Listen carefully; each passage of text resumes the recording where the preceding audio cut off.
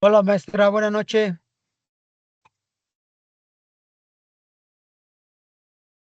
No le escucho Hola, nada. ¿cómo estás, Mauricio? Perdón, tenía mi Bi- micrófono apagado. ¿Cómo bi- estás? Bien, gracias, aquí, llegando. Perfecto, qué bueno, me da gusto que alcanzaras a conectarte. Sí, maestra. ¿Usted qué tal? Todo muy bien, muchísimas gracias por Sí. preguntar. ¿Cómo le Friolentos hace? días, ¿no? Sí, sí, Bas- caray. Bastante, bastante fuerte. Carlos, ¿cómo estás? Hola, ¿qué tal? Buenas tardes a todos. ¿Cómo Buenas le va, maestra? tardes. ¿Cómo has Buenas estado, tardes. Carlos?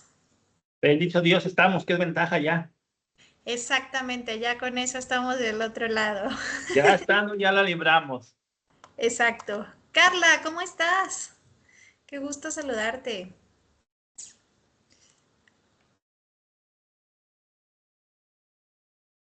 Déjenme abrir el chat. Buena tarde, Carla.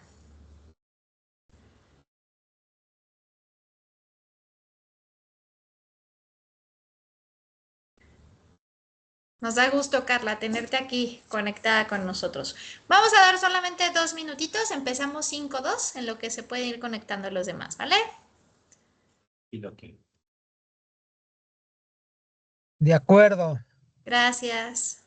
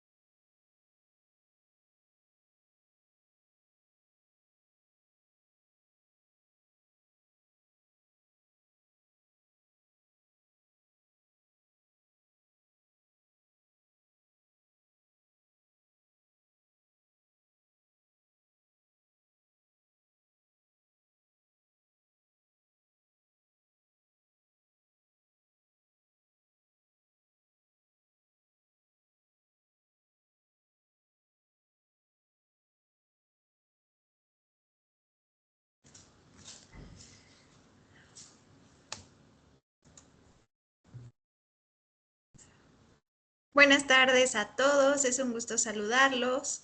Veo que ya está conectado Hugo, Celia. Muy buenas tardes. Buenas tardes. ¿Cómo estás, Celia? Qué gusto tenerte conectada. Bueno, voy a empezar a transmitir, ¿vale? En lo que se conectan sus compañeros. Ya actualicé la calificación del foro. Los que todavía estén pendientes, bueno, tenemos estos días para poder realizarlo. Ya puse las asistencias. Por si alguien todavía no tiene asistencia, me haga saber, por favor, la de la semana pasada para poder tomar en consideración y hacer los cambios pertinentes, ¿vale? Pero según yo ya todos tuvieron que haber sido, de hecho fue el día de hoy, no sé si les llegó la notificación, pero hace ratito ya coloqué las asistencias y la calificación del foro. Y bueno, ¿qué vamos a platicar el día de hoy? Estamos en nuestra sesión número 3. Como siempre, yo creo que estos módulos van a velocidad, vamos corriendo. Cuando menos espero ya estamos en semana número 7, ¿no? Entonces, vamos a revisar hoy la parte de la naturaleza jurídica del derecho fiscal, la relación del derecho fiscal con otras ramas del derecho, las fuentes del derecho fiscal, el marco jurídico del derecho fiscal y el Código Fiscal de la Federación. Si nos da un poquito de tiempo, vamos a entrar a las contribuciones. Básicamente, cuando nosotros platicábamos la clase pasada de derecho fiscal, pues va a haber ciertos elementos, ¿no?, que van a constituir. Más allá de darle un concepto, que creo que es algo que doctrinariamente nos sirve, hay que poder ubicarlo. ¿En dónde nos encontramos? Habíamos platicado la clase pasada que pertenece al derecho público. ¿Por qué? Porque tiene esta relación directa entre las personas y el Estado, ¿ok? Claramente vamos a tener una especie de subordinación entre el contribuyente o las personas, ya sea físicas o jurídicas, con el Estado, porque va a tener este poder coercitivo. ¿Cuáles son los elementos de esta relación? Bueno, primero, pues que tenemos al contribuyente, tenemos al Estado y tenemos esta relación que les estaba platicando. Ahora, ¿qué características suele tener este derecho? Es imperativo, es unilateral. La realidad es que no nos preguntan y no hay negociación cuando hablamos de derecho fiscal, ¿no? No nos dicen si estamos o no de acuerdo con la contribución, simplemente tenemos que cubrirla. Entonces, estamos hablando de esta parte imperativa, unilateral, coercible y tiene una legalidad sumamente estricta. ¿Se acuerdan que yo les decía la clase pasada? Los principios generales del derecho que hemos venido aprendiendo, por ejemplo, que lo que no está prohibido está permitido. Bueno, en este tipo de situaciones no aplica. Si no existe una normativa plenamente especificada, no es que se pueda hacer. Nos tenemos que apegar a la norma y sobre todo las autoridades que son los que la están aplicando. Tenemos algunos principios que vamos a ver más a detalle, pero tenemos principios como el de legalidad, que realmente pues aplica para todas las materias, proporcionalidad, equidad, contribución al gasto público y bueno, la equidad sumamente importante o trascendente dentro de la misma. ¿Por qué? Porque nos dice que no todas las personas van a poder tener la misma capacidad y el Estado debe de darse cuenta de esta cuestión. O sea, el Estado debe de analizar cuál es la situación de cada una de las personas para que se logre como un principio base.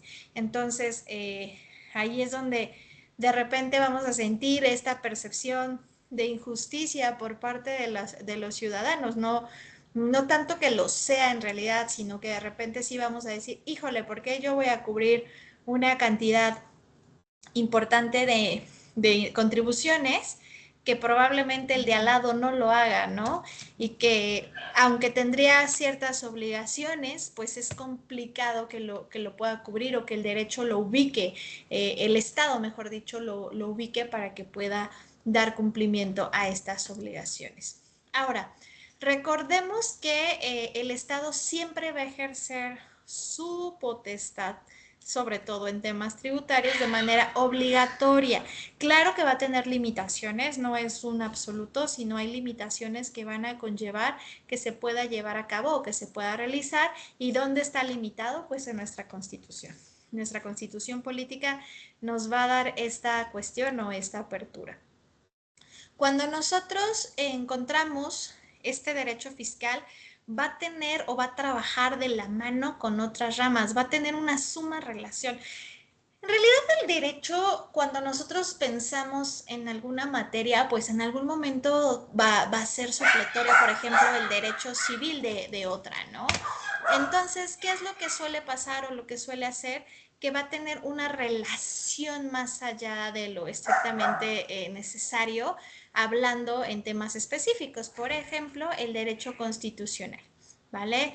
Se cuenta con este poder tributario a partir del artículo 131, fracción cuarta, que nos habla de esta obligación tributaria que tenemos los ciudadanos. Tenemos el derecho penal, que va a regular toda la parte de los delitos. Tenemos el derecho administrativo, que habla del procedimiento de fiscalización y ejecución. Y tenemos el derecho procesal, que son estos medios de defensa, por ejemplo, el juicio de nulidad, el juicio de amparo, de revocación, que claramente, les decía, tiene relación con el derecho constitucional. Entonces, hablando, digo, de solamente estas 4 materias que son como el eje que nos va a regular: el derecho constitucional, el penal, el administrativo y toda la parte del proceso. Pero bueno, recordemos que tenemos al derecho civil, que sería una parte supletoria. Entonces no está limitado a una sola de las ramas, sino que vamos a tener estas 4, les digo, de mayor presencia, pero no nada más, ¿no? Entonces nosotros vamos ubicando, por ejemplo, que cuando nosotros ya vimos el derecho administrativo, cuando empezamos a platicar un poquito del derecho fiscal, no sé si les pasa, nos vamos a esta parte del derecho administrativo, ¿no? De todo lo que estuvimos viendo y los conceptos, porque están plenamente relacionados uno con otro. ¿Dónde vamos a encontrar estos procedimientos, ¿no? O esta parte de la fiscalización. Entonces, no está aislado. ¿Hasta aquí alguna duda, algún comentario?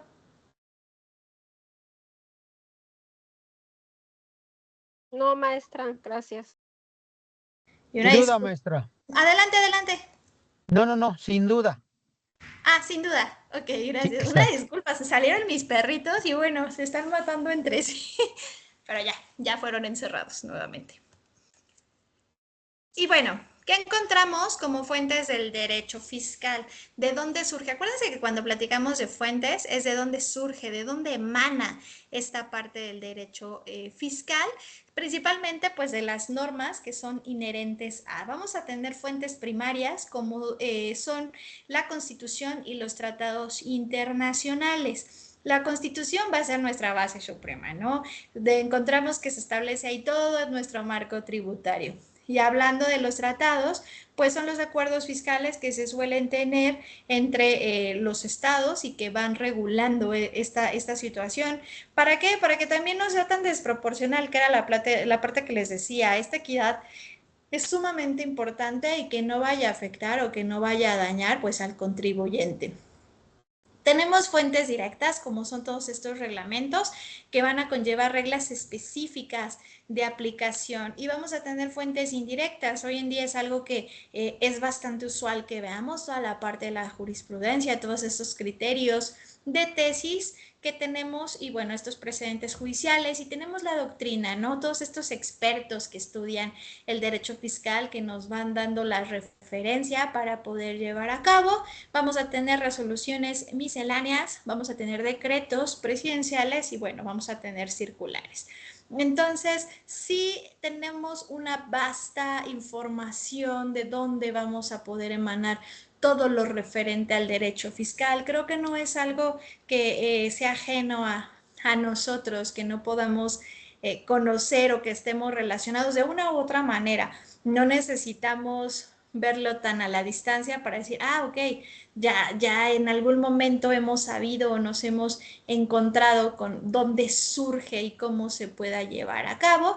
Y bueno, todo esto permite que las normas se puedan interpretar y sobre todo aplicar de una manera efectiva, porque acuérdense que si no tenemos esta parte robusta de las leyes, pues lo único que sucede es que empieza a haber lagunas y de ahí es donde empiezan a surgir los problemas. ¿Cuáles son las lagunas? Todos estos, vamos a llamarle hoyos negros que dejan de repente en la creación de la legislación y que no nos permite poder tomar las decisiones o que el Estado realmente cumpla con sus poderes, porque pues el ciudadano de ahí puede tomar, ¿no? Estos pequeños olvidos o falta de reglamentación que se suele tener.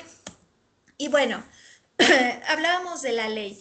¿Qué leyes vamos a tener nosotros o cuáles vamos a estar manejando? Pues lo que hemos venido platicando y creo que es algo que vamos a estar viendo en todas las diapositivas, que es nuestra Constitución Política de los Estados Unidos Mexicanos, ¿no? Nuestra ley suprema que tenemos donde nos establece la forma en la que se va a regular. También tenemos nuestro Código Fiscal de la Federación, tenemos las leyes específicas, por ejemplo, la Ley de Impuestos sobre la Renta, la Ley de Impuesto al Valor Agregado, entre otras. Tenemos ciertos instrumentos, ¿no? Que es lo que les decía, que vamos a tomar como base para nuestro marco. Si bien la doctrina sí es sumamente importante, la realidad es que nos va a servir para la interpretación oportuna de las leyes que nosotros estemos manejando para poder analizar y trabajar con los principios y las normas generales que rigen. Entonces, no es en sí que la doctrina vaya a ser aplicada, sino que va a servir para interpretación.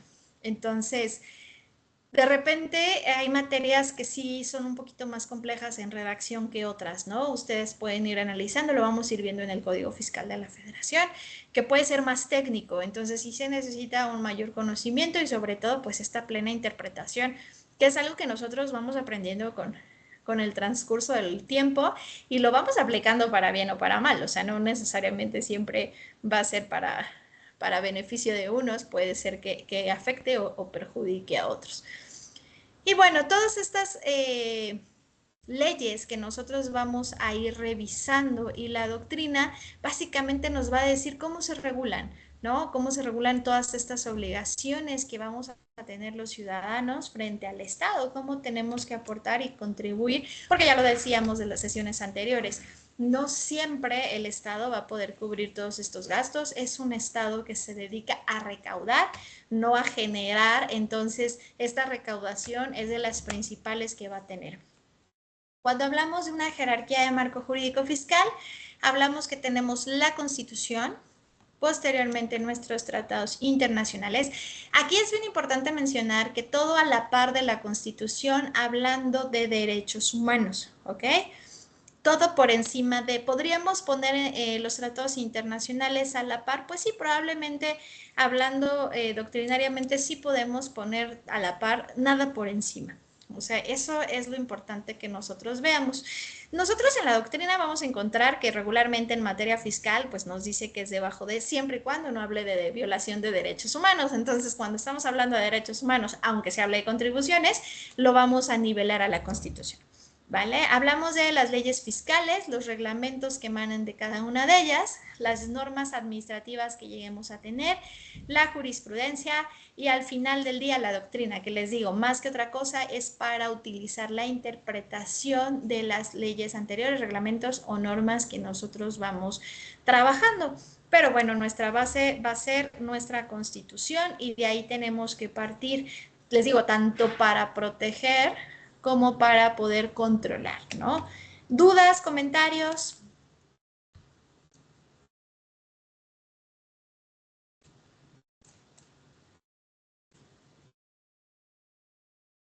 No, maestra.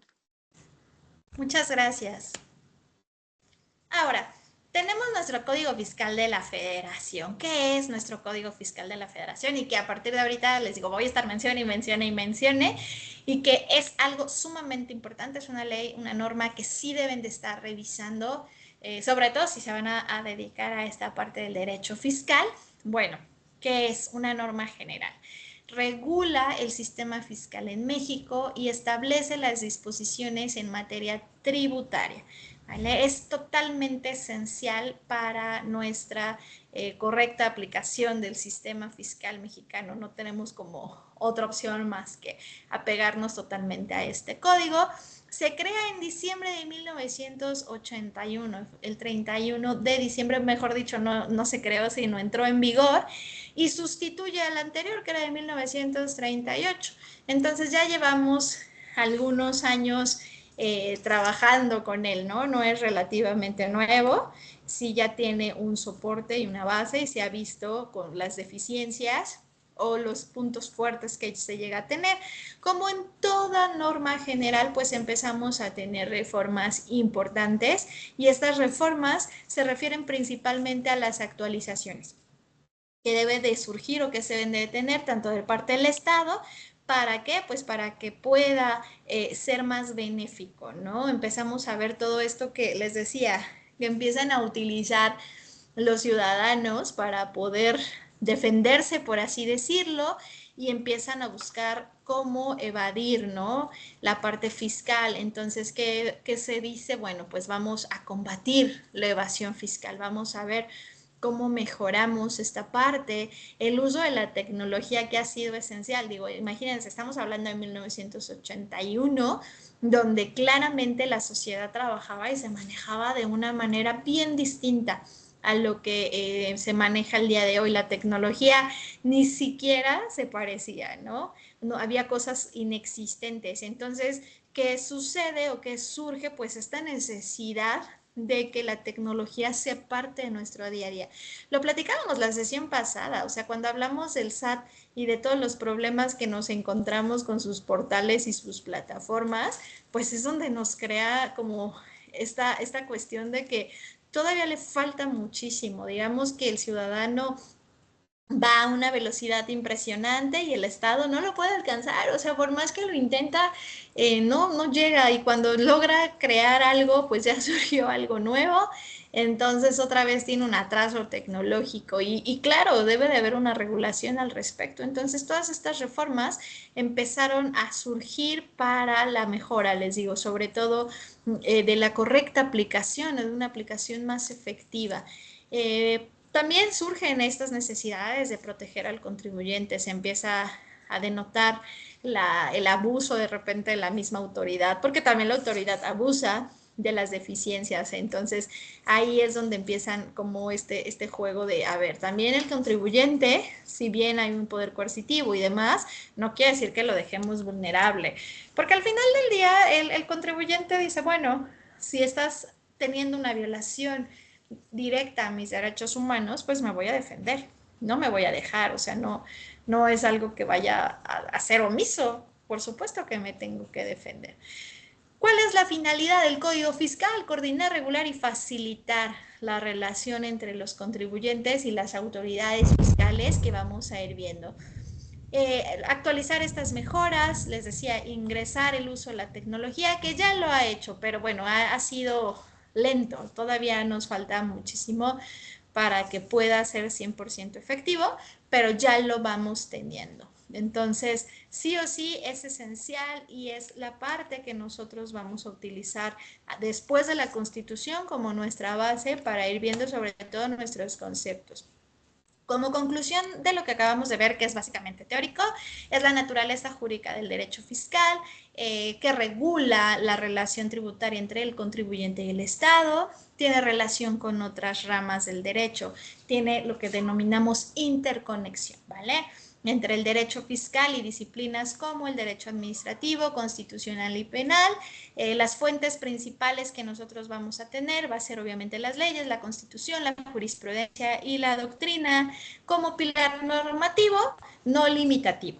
Y tenemos que dentro de nuestro marco jurídico y de gran importancia el Código Fiscal de la Federación, que les voy a pedir que lo tengan a la mano para que ustedes puedan ir corroborando los artículos que vamos a ir viendo, los tengan señalados y bueno, sea más digerible el poder ver esta normativa, porque claro, no puedo de repente poner toda la información del artículo. Hay artículos dentro del Código Fiscal de la Federación que se van a dar cuenta que son larguísimos, O sea, tienen una cantidad de fracciones impresionante, ¿no?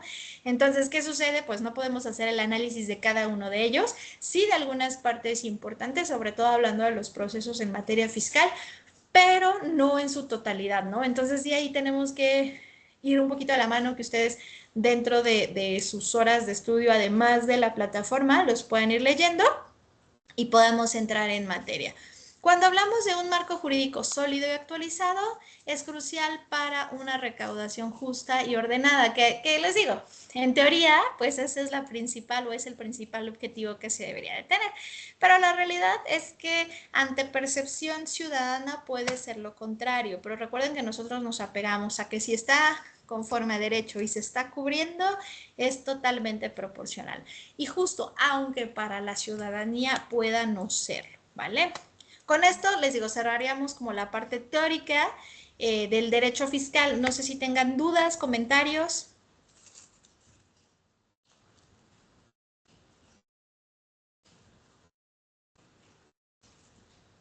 Nada más, maestra, sobre el Código Fiscal de la Federación, ¿qué es lo que nos va usted a dar para que tengamos Ah, ok. los...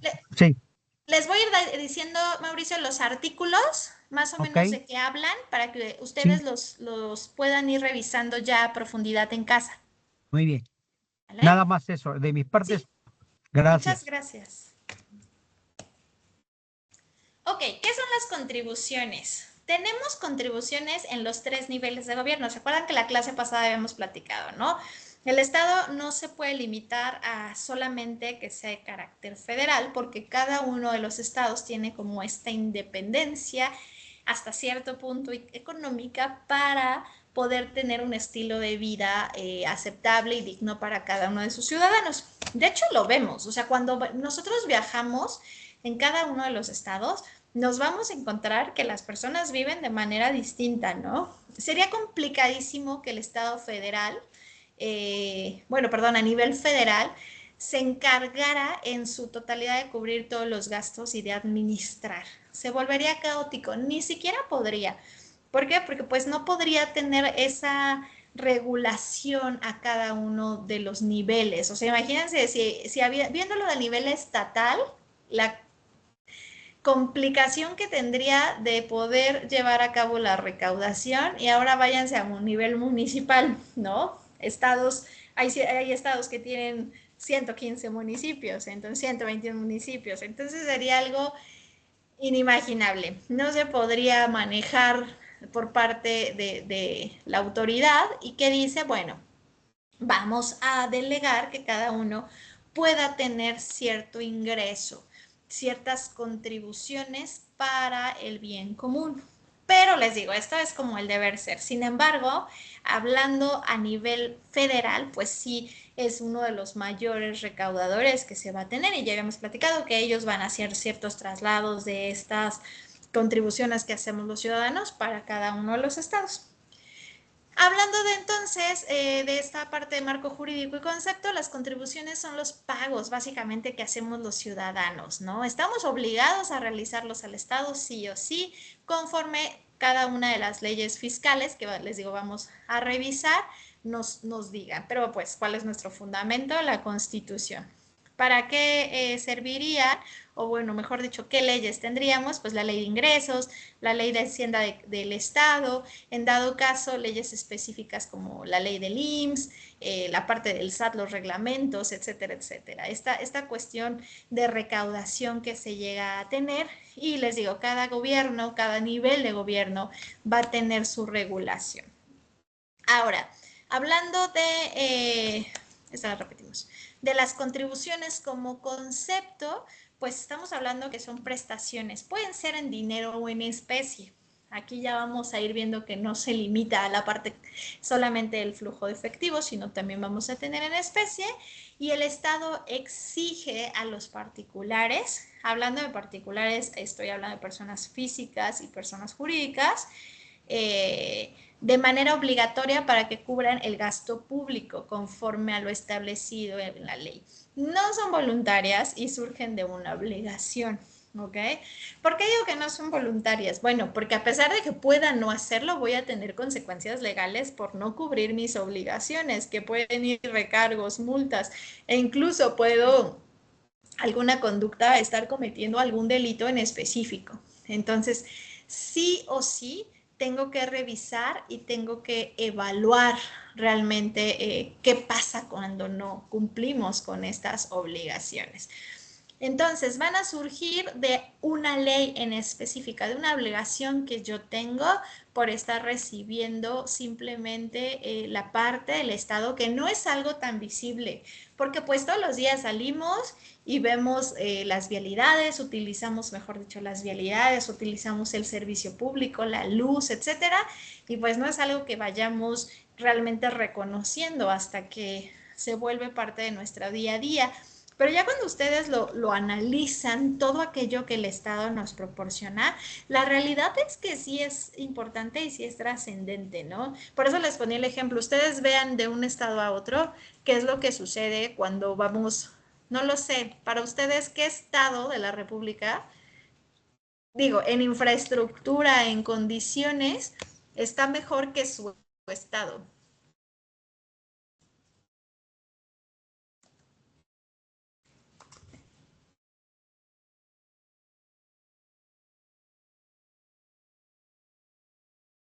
Ciudad de México, ¿de dónde eres, Hugo?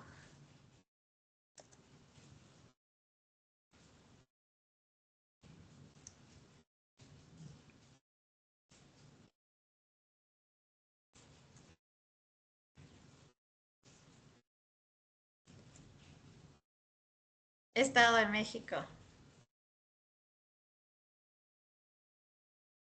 Ok.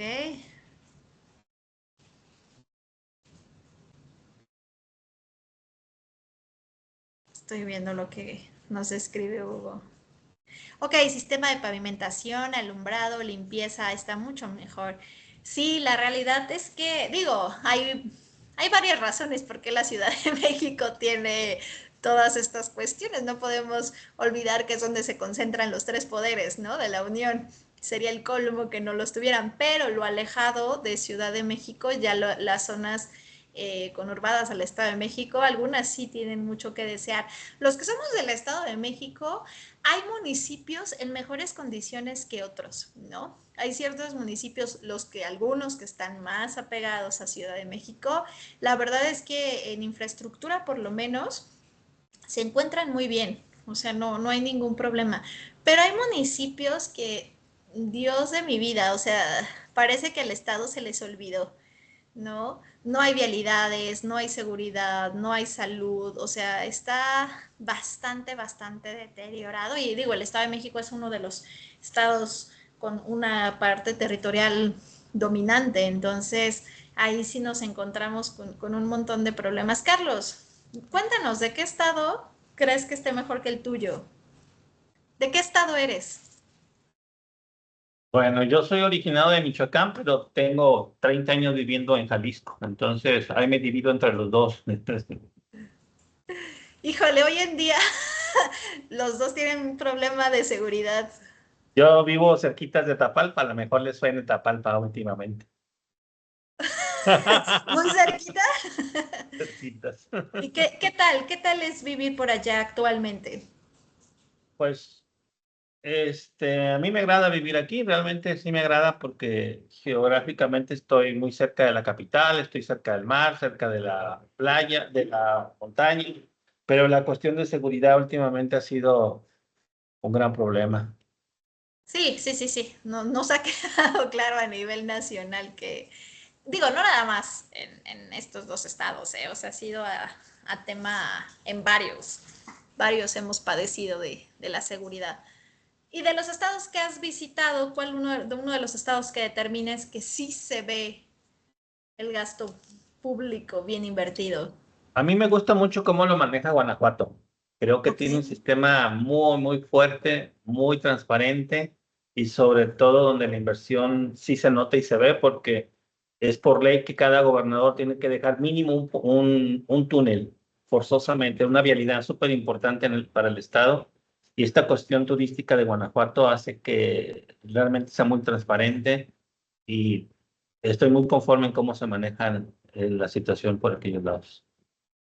Y es muy bonito. Guanajuato es, digo, por lo menos la parte turística es muy limpio. Son de los estados que yo conozco más limpios. Aguascalientes también es muy limpio.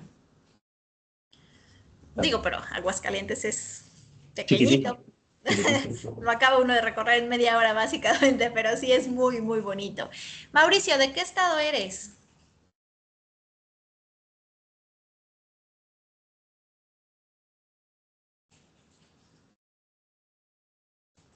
No te escuchamos, Mauricio. Ahí ya. Sí. Yo vivo en el Estado de México, en un municipio que se llama Tezoyuca, ¿Cómo entre estás de Soyuca? donde yo vivo está horrible, porque no tenemos pavimentación, no tenemos alumbrado público, no tenemos los servicios que son indispensables, no tenemos ni transporte público. Entonces tenemos que tomar el Uber, pero esos Uber se voltean a cada rato, son los mototaxis. Ok. Ajá, que nos sacan a un fraccionamiento que se llama Real del Valle. Ahí ya tomamos transporte para donde gustemos. Ese fraccionamiento está muy padre porque tiene como un año que lo que es su avenida principal la arreglaron muy bien, le pusieron alumbrado público, juegos para los niños, pistas para correr, para la bicicleta. O sea, ahí está muy bien. Ecatepec tiene partes, por ejemplo, San Cristóbal. Tiene partes muy padres, pavimentadas, pero la inseguridad es increíble. Y también Ecatepec tiene partes abandonadas, y no por 10 años, por muchos años, muchísimos. Entonces, cuando llueve, un pueblo que se llama Jalostoc, ese es conocido por las industrias, por ejemplo, la de los chiles, ay, la costeña. Costeña. Y Jumex y otra tienda bastante grande, otra planta. El problema está en que en cuanto llueve se inunda muy horrible. Entonces, y eso también no es de 10 años, es de muchos años atrás. Entonces, Texcoco, me gusta mucho Texcoco, pero me gusta el centro. Las orillas ya no, porque están igual que donde yo vivo. Yo tengo luz en la casa, tenemos luz, pero no tenemos alumbrado público. Gracias a la insistencia tenemos internet aquí a donde yo vivo, pero vuelo lo mismo, no tenemos alumbrado público. El alumbrado es un alumbrado que nosotros tenemos que instalar. Entonces, se está peleando, pero hay quien dice que no paguemos impuestos porque esto y Bueno, digo, pero es que no tenemos luz, señores, no tenemos agua potable. Al pagar nosotros estos impuestos, lo que es el predial, tiene que cambiar nuestra vida en todo. El transporte público tiene que Claro. existir. O sea, son productos básicos, cosas básicas que nos hace falta a este punto que la colonia se llama Tequisistlán, municipio de Tezoyuca. El municipio es chiquito, pero no creo que todos estén amolados como yo, aquí en Tequisistlán. Entonces, está bastante horrible. Me atrevo a pensar, sí lo digo, horrible, porque llueve, se hacen unos encharcaderos de agua. No llueve, se reseca la tierra y se están cayendo los árboles por el calor, por el exceso de calor. Entonces, pues ojalá que el gobierno algún día vea, no nada más este pueblo, este municipio, esta colonia, sino muchos pueblos que están en el abandono. De hecho, en todos, o sea, en todo el país, Mauricio, encontramos ese Sí, tipo de deficiencias por parte del Estado y el Estado sí. argumenta la falta de recaudación. O sea, Ujú. ese es un ejemplo clarísimo, el decir, ¿sabes qué? Digo, hablando de municipios muy grandes, ejemplo, Estado de México que decíamos, pues municipios como Tlalnepantla, Naucalpan, que son municipios sumamente grandes y con Sí. una población extendida y que sobre todo cuentan con una zona comercial bastante, Mm, bastante grande, empresarial, fábricas, sí. etcétera, pues para el municipio es más sencillo esta recaudación y se puede, en teoría, se puede ver retribuido, ¿no? Podemos empezar a ver todos los avances que llegan a tener, pero en municipios, como mencionas, tan pequeños y donde los contribuyentes se oponen a cumplir con sus obligaciones, híjole, nos encontramos en que es muy difícil que se brinden los servicios. Ahora hay mecanismos que a los ciudadanos dejan de hacer, o sea, estas exigencias que bien mencionas, el ciudadano solamente las identifica, pero no las exige al Estado, ¿no? Porque la mayoría dice, es como cuando en algún lugar, vamos a poner un ejemplo burdo, pero se va la luz y dices, oigan, alguien llámele a la luz en el grupo de vecinos y todos dicen, no, pues es que yo no la pago, yo estoy colgado, entonces nadie puede reportarla, ¿no? Y nadie la va a reportar porque toda la colonia está colgada y no cumplen sus obligaciones, entonces pueden durar días y días sin luz hasta que alguno de los vecinos que sí cumplen sus obligaciones sea el que reporte, diga, ah, bueno, yo sí pagué y yo no tengo diablito y estoy en regla. Y entonces los vecinos dicen, no sé si es mejor o peor que vengan, porque si vienen y ven a todos los que están conectados, pues los van a desconectar. Entonces empieza a haber estos conflictos en donde las personas realmente no tienen los servicios necesarios y la contribución que tiene el Estado es mínima. Ahí digo, quería poner, adelante Mauricio, dime. Nosotros nos pasa con mucha frecuencia que se nos va la luz. Ahorita ya teníamos como 8 meses en que no nos daba lata. Entonces, hay una tienda donde le afecta y me dice el señor de la tienda, oiga, ya por favor, ya reporte la luz. Le digo, sí, vecino, con todo gusto. ¿Ya la reportó usted? Aquí en ese domicilio viven 3 familias, ¿ya la reportaron? No, es que esperamos al bueno. Le digo, no, es que no hay bueno. Todos somos igual. Y yo no reporté la luz ese día, sino hasta como a las 5 de la tarde. Nos quedamos sin luz desde las 7. Dije, ya debe de haber varios reportes. Hablo por teléfono. Sí, señor, ¿en qué le puedo ayudar y todo? Le digo, señor, no tenemos luz, por favor. Estamos desde las 7 de la mañana del municipio fulano de tal. Dice, ¿qué hora está sin luz, señor? Pero así como con sarcasmo. Desde las 7 de la mañana. Oiga, señor, no tenemos un solo reporte. Y ya me morí de risa. Dije, no puede ser. Y me dijo, o se están colando o todos tienen diablito. Dije, pues yo no encuentro, o sea, ni encuentro ni la buena ni la mala. Pero la verdad dije, bueno, pues ojalá que me puedan ayudar. Creo que la luz llegó a las 12 de la noche. Y es donde usted dice, muchos se cuelgan. Y pues no, dice, no, ¿para qué hablo? Me la van a cortar. Y como me dijo el señor de la tienda, no, pues que hable el bueno. No manches, es que no es que sea bueno, es una necesidad. Sí, bueno, adelante, ya. Gracias, Mauricio, pero es lo que comentamos, o sea, el sujeto al no cumplir con las obligaciones, pues no le podría, digo, hasta cierto punto, hablando específicamente de la luz, no podría exigir el servicio porque no está cubriendo su obligación. Oye, Entonces, Mau, ¿todavía quieres luz pública? Diles. Todavía. pero sí pueden exigir, aunque no cubran sus obligaciones de su casa, el alumbrado público es fundamental y necesario. Ahí el Estado no se puede justificar con que los ciudadanos no pagan la luz, ¿no? Que sí lo hace, pero no debería. ¿A quién tenemos entonces? Como sujeto pasivo vamos a conocer al contribuyente, ¿ok? ¿Por qué le vamos a denominar sujeto pasivo? Pues porque no puede tomar esta decisión, no es voluntario. Entonces, digo, al ciudadano y obviamente a las personas jurídicas, las personas morales. ¿A quién le van a cubrir esta obligación? Pues al Estado en sus 3 niveles de gobierno, federal, estatal y municipal. ¿Y qué va a hacer el Estado? Bueno, una vez que vaya a tener toda esta recaudación, nos va a empezar a proporcionar beneficios, los servicios, obras públicas, para que nosotros tengamos un mejor estilo de vida.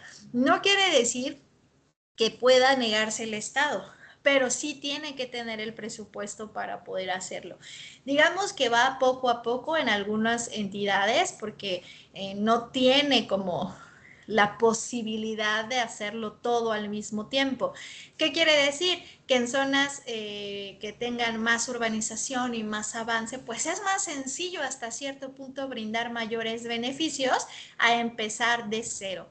va a tener todo este gasto dentro de los mismos beneficios, y con esta parte de cuánto recibo y cuánto puedo gastar, ahí es donde vamos a poder ver qué es lo que se lograría, ¿no? Claro que también es en un plazo determinado. No tenemos como esta posibilidad de que sea tan rápido. Lo vamos a ir viendo, que hay obras que pueden tardar 2, 3, 4, 5, 6, 10 años, de acuerdo a lo que se esté trabajando o de lo que se esté tratando. Lamentablemente para nosotros, pues a veces nos encontramos con obras inconclusas, ¿no? Digo, los que somos del Estado de México, pues vemos, por ejemplo, segundos pisos sin terminar. Hubo obras que quedaron como en el olvido, centros que empiezan a trabajarse, no sé por qué, un año antes de las elecciones, y ahí van a toda velocidad, pero después de las elecciones ya nadie se acuerda de estos parques, de estos centros recreativos, de estas propuestas que se hicieron en algún momento. Todo esto el Estado lo va a hacer mediante las autoridades fiscales, es decir, el SAT, el IMSS, que nosotros vamos a ir encontrando, e incluso vamos a ver un poquito también, si nos da tiempo, cómo interviene Profeco, ¿no? Que Profeco a veces parece que es una autoridad que nadie, bueno, es una procuraduría que parece que nadie la pela, pero sí tiene una intervención para una recaudación, entonces no es alguien que ignoremos, bueno, que la ciudadanía no toma en serio, sí, pero que debemos ignorar, no, porque nos ayuda a esta recaudación como una autoridad fiscal. Entonces, nosotros vamos a ver que tenemos diferentes especies de contribuciones. ¿Dónde lo encontramos? En el artículo 2 del Código Fiscal de la Federación, que es el que les decía que me ayuden a revisar. Digo, no es tan detallado, pero bueno, nos habla, es el artículo 2 del Código Fiscal. ¿De qué nos habla? Que vamos a tener pues contribuciones como son impuestos, aportaciones de seguridad social, contribuciones de mejoras, y vamos a tener derechos, ¿ok? Entonces, estamos clasificando, por así decirlo, o dividiendo en 4. Impuestos, aportaciones de seguridad social, contribuciones de mejora y derechos. ¿Qué les digo? Ahorita que vayamos platicando, se van a ir a dar cuenta y van a decir, creo que en todas en algún momento somos parte de. Y bueno, ¿qué son los impuestos? Como tal, son contribuciones que los ciudadanos y las empresas pagan al Estado. No se recibe un beneficio directo. Esto es importante que lo veamos.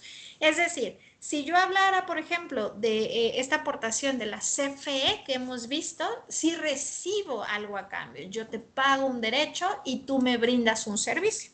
Es dar. En el caso de los impuestos, solamente los tengo que cubrir y no voy a tener ningún beneficio de manera directa. No quiere decir que el Estado me vaya a entregar algo. Sin embargo, bueno, voy a poder ver escuelas, hospitales, carreteras, ¿ok? De manera indirecta lo estoy recibiendo. Un policía en cada esquina, cosas que nosotros decimos, bueno, ahí está determinado. Claramente, cuando nosotros como ciudadanos queremos recibir algo o hasta nos quejamos, decimos, con nuestros impuestos se paga, ¿no? Y es real. Sin embargo, pues no todos la parte de nuestros impuestos se van a ir destinados a las mismas funciones. Entonces también hay que ser claros como en esta parte, porque de lo contrario, pues nos dirían, ¿sabes qué? Con tus impuestos págale a los funcionarios, ¿no? O paga la electricidad del edificio. No sería de esa manera. Entonces, de manera indirecta, sí lo encontramos. Una de las grandes características son obligatorios. Acuérdense, no hay una parte de oponerse. Pueden sentirlo injusto o no, pero pues no nos encontramos. Y nuevamente hay una contraprestación, más bien no hay una contraprestación directa. Y la única intención es financiar el gasto público y sostener el servicio para el bienestar social. Esa es la intención del Estado, no tiene otra más que sirva ese dinero que recibimos tal cual para poder darnos ese bienestar que requerimos y que es esencial, ¿no?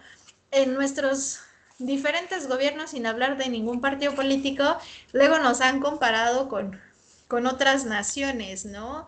Con otros estados. No lo sé, tal vez uno que recuerdo muchísimo es que nos comparan con el estilo de vida, si no mal recuerdo, de Dinamarca, y no recuerdo otro que suelen mencionar. Entonces, ahí también podemos ver cómo se distribuye, ¿no? Y que claramente el estilo de vida que suelen tener puede ser más elevado que el que nosotros tengamos, pero también nosotros puede ser que el destino que se le da a todos estos recursos sea más benéfico que en otros estados. ¿Sirve de base los impuestos establecidos en otros estados? Sí, siempre y cuando la aplicación pueda ser adecuada para nuestra nación. Es decir, no cualquier recaudación que veamos implementado en otro lugar puede servir de la misma manera o la aplicación que tenemos. ¿Por qué? Porque nosotros tenemos una población específica con necesidades específicas, que les digo, tal vez Dinamarca no lo tenga. La movilidad que tenemos en México es impresionante, ¿no?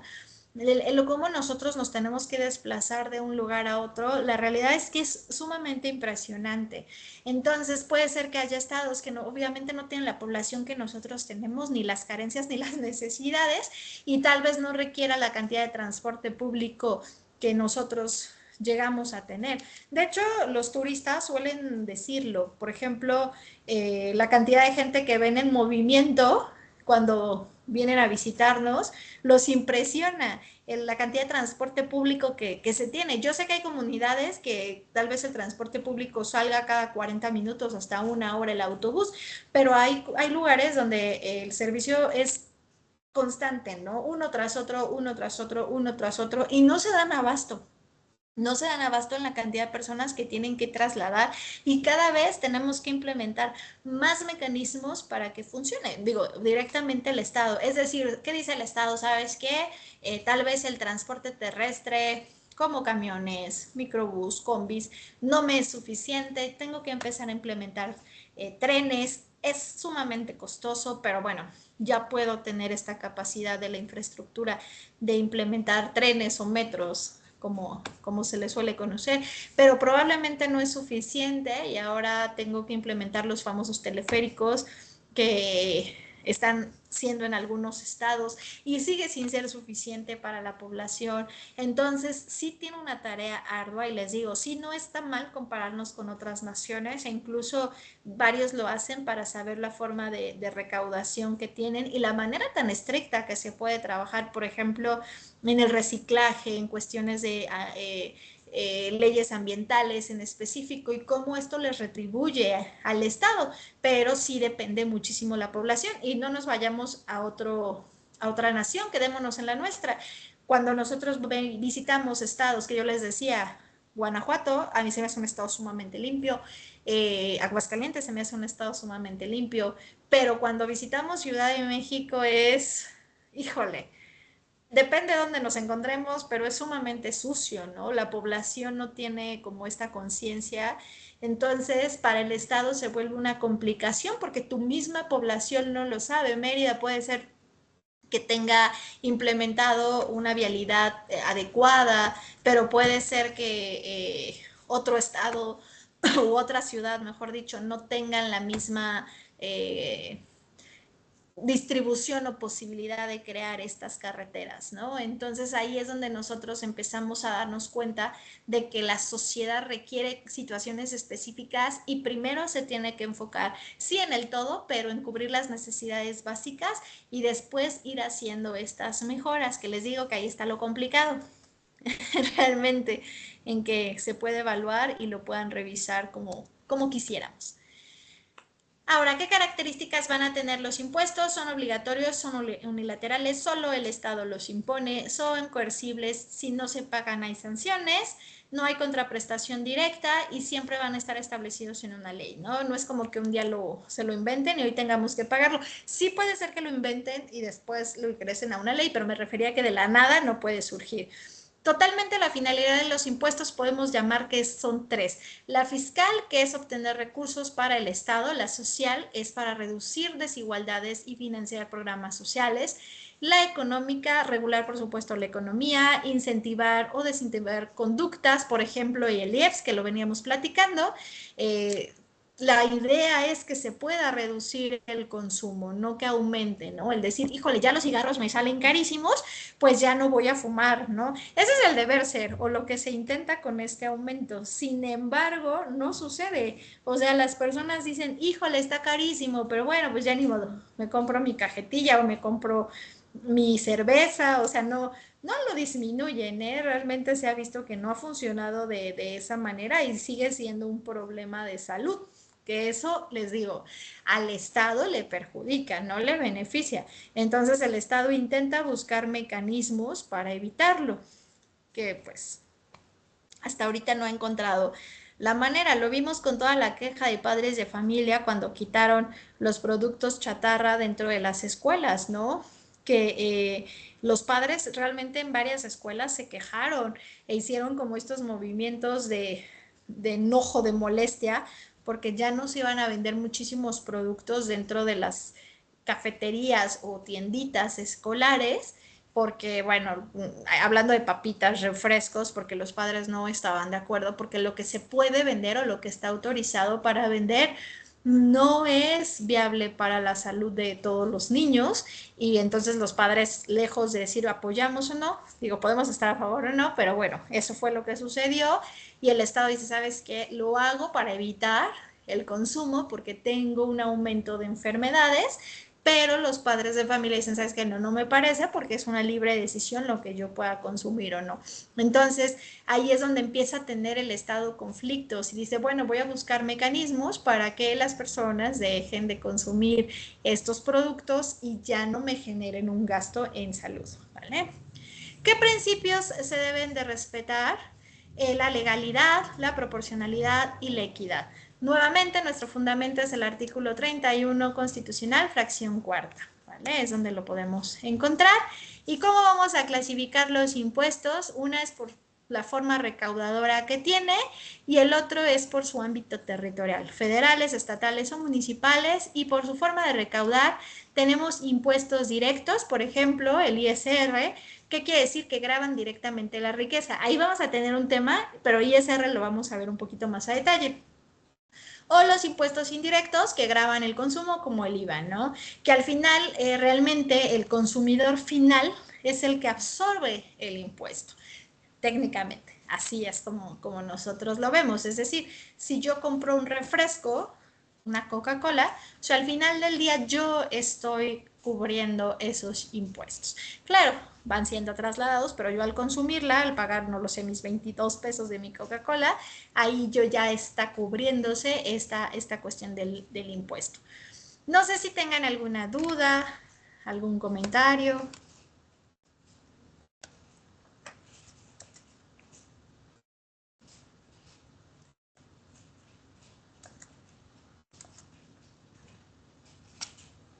No, maestra, dudas no tengo yo.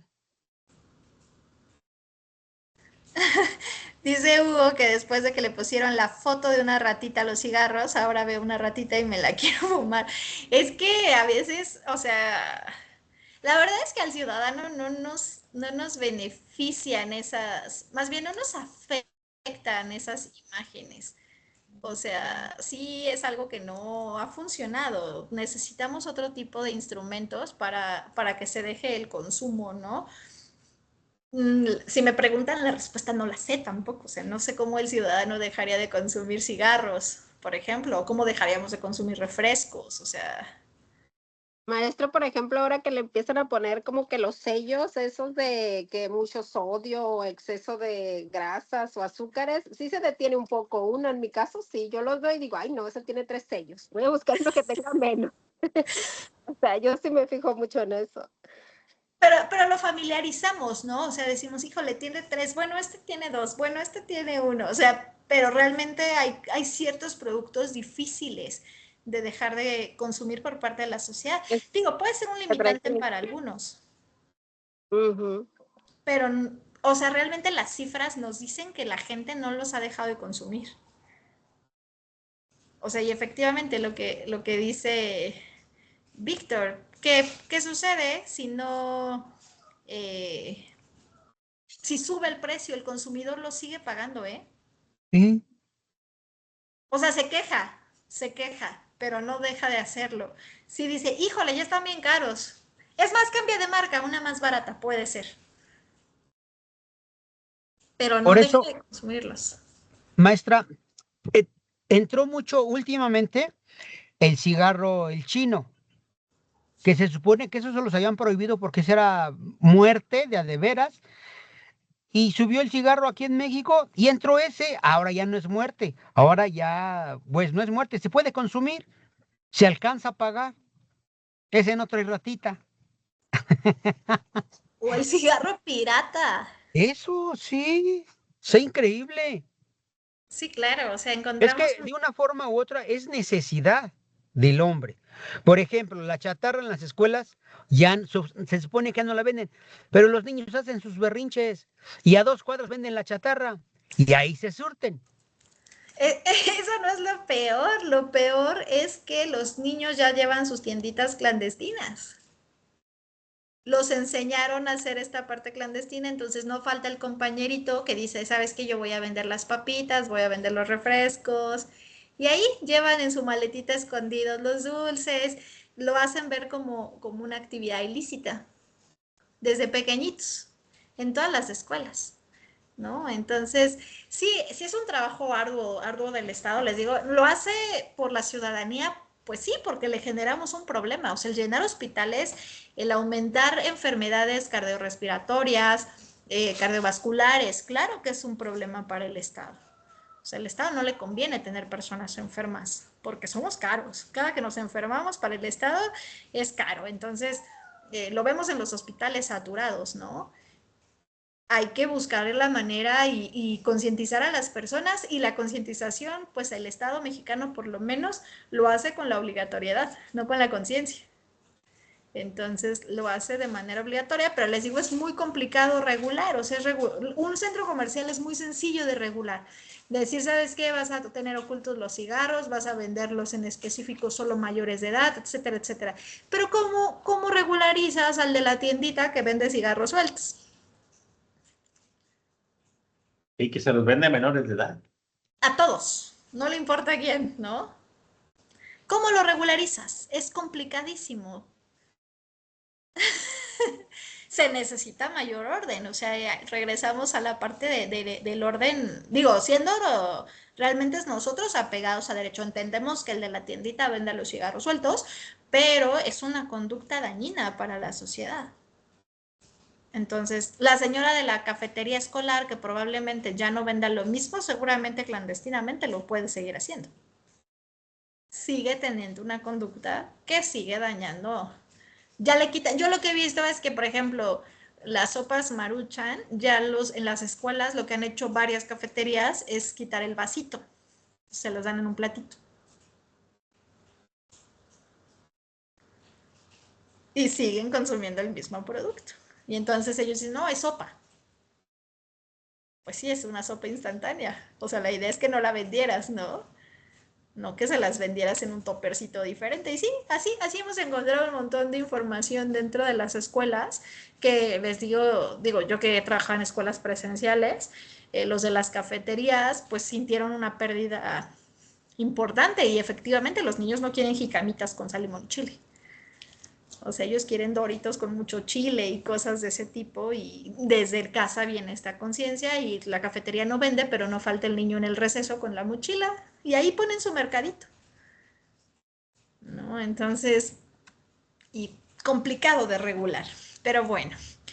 Pues muchísimas gracias por haberse conectado. Digo, esta parte es como más teórica, vamos a ir entrando un poquito más en materia de la parte de contribuciones la siguiente sesión. Los espero a las 5 de la tarde. Espero todos se puedan conectar.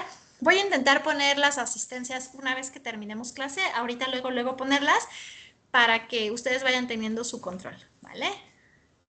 Les agradezco mucho. Que tengan excelente semana. Gracias, Gracias, Cuídense. maestra. igualmente. No se les olvide Buenas empezar a tardes. revisar artículo segundo, tercero y cuarto del Código Fiscal, por favor. Segundo, Claro tercero que y sí, cuarto. maestra. Muchas Sí, gracias. gracias, María. Cuídense mucho. Buenas Nos vemos la tardes. siguiente Gracias. semana. Gracias. Gracias a todos. Hasta luego. Buenas noches. Hasta luego. Hugo, cuídate Buenas mucho. noches. Gracias, Víctor, Carla. Buenas noches. Buenas noches.